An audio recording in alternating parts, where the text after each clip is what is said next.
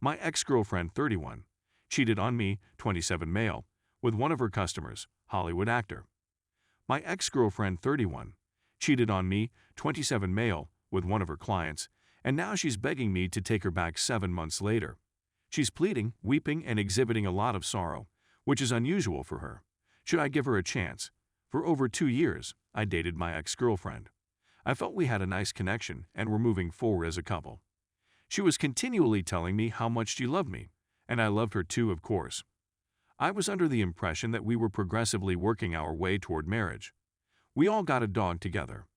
My profession is that of a personal trainer and fitness instructor, while hers is that of an assistant manager at a Pete's coffee store. We shared a one-bedroom apartment in a good section of town. My ex-girlfriend eventually informed me, in a conversation that stunned me, that she was in love with someone else and would be leaving me. One of her coffee shop regulars is a reasonably well-known but still C-list actor, and she had been meeting him behind my back. This really caught me off guard. I believed it was very unjust of her to end our 2-year relationship in such a manner. However, since I'm not an aggressive or emotional person, I accepted her choice. I was somewhat offended, but I didn't say anything since she decided to deliver me this news in a public restaurant, as if I would turn violent in private. I said no to her arrogant request that I pack up all her belongings and ship them, supposedly at my cost, to what was claimed to be her new location. She also made no mention of the dog we share. All I did was inform her that I was going to take everything she had out of our closet and anything else she had, which wasn't much, and throw it in a large pile at the door. I informed her that if she did want to keep paying rent, she'd have to give up her key on the 1st of the month. She was still on our apartment's lease, and would be for another 4 months, but it didn't matter to her. She never returned for her belongings, nor did she return the key. As a result, the landlord changed the locks at my cost, $200, since I was legally violating the conditions of our contract. My ex-girlfriend didn't have many belongings and just used mine, and despite the fact that it was a financial hardship, I elected to remain in the apartment alone and pay for everything without her participation. Her whole payment was equal to half of the rent. Everything else, such as food, internet, eating out, and so on, was mostly paid for by myself. When she didn't return for her clothing and other belongings after a week, I gave them to Goodwill. Of course, I was disappointed, and I was melancholy for a few weeks following our split. When my boss saw that I was depressed at work, she gave me a paid 2-week absence. She also paid for my weekend therapy sessions with a therapist. I eventually got over it and came back to work better than ever. I was interested about what my ex-girlfriend was up to, but I knew it was best not to attempt to find out, and I couldn't follow her on social media since she had blocked me everywhere. Fast forward 7 months, and I'm doing much better. I've gone on a few dates. It's not difficult to meet ladies in my career, but nothing meaningful has come of them. This was mainly my choice. I'd even got boyfriend status with a lady 29. I met at a concert, but we split up after a few months. I'm still friends with her, and we're okay when we run into one another, which is often. I've realized that I still miss my life with my ex in many respects. So, out of nowhere, my ex begins contacting me on Facebook, so I presume she unblocked me now, about how much she misses me and wishes she could hear my voice, about how she made a mistake and was just perplexed. She went on to talk about a number of our common recollections. In reality, I miss her, but I'm not sure why she's even attempting to contact me again. When we were together, I appreciated the fact that she was a strong and independent person in many aspects, even though she didn't pay for half of our common expenditures when we lived together. She proceeded to beg and implore me to see her, saying she was on her knees, pleading for another chance, that she'd never screw up again, that she was sorry and an idiot, and that she would behave from now on. This all occurred yesterday night, and I have yet to respond to her. She sent me a few more messages today, all of which are variations on the same theme. She's sorry, she's begging me on her hands and knees and so on.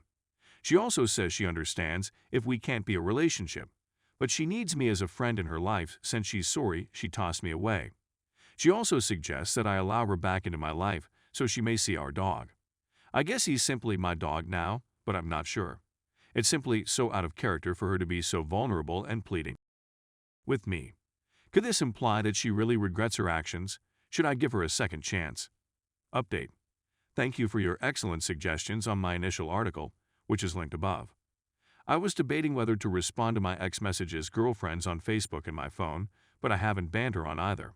I kept her alive on Facebook because I want to keep an eye on her if she begins criticizing me in front of others we both know and spreads falsehoods.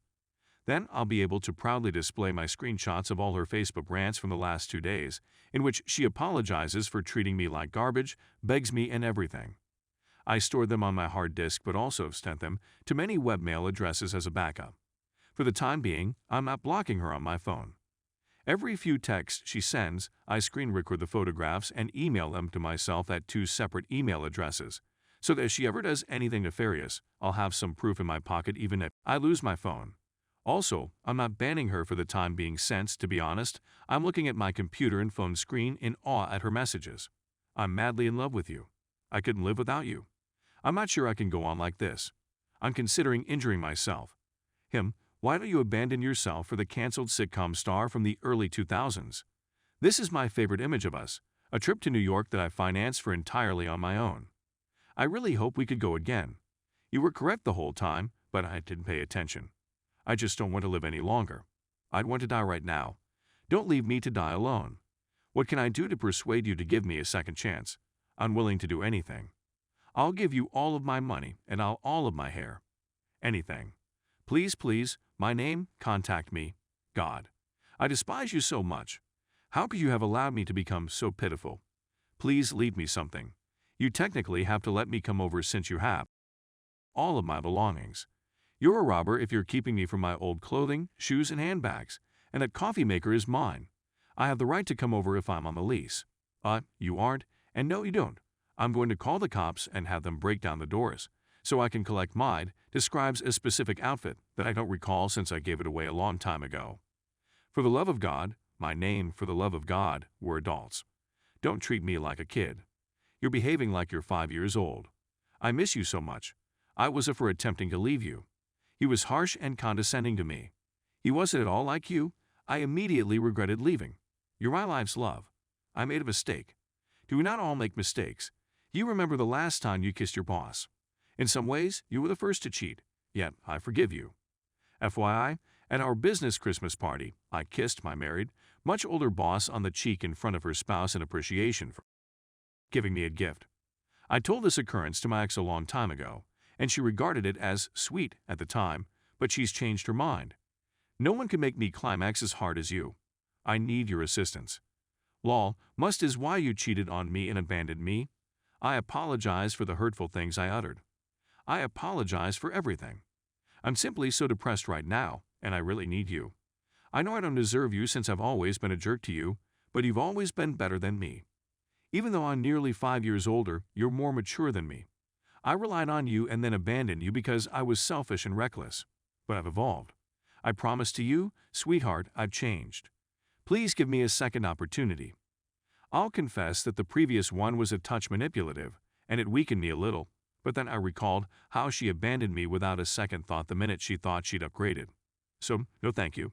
It's a beautiful day, and I have 3 meetings with young, single ladies who routinely flirt with me, but I've always been too professional to reply.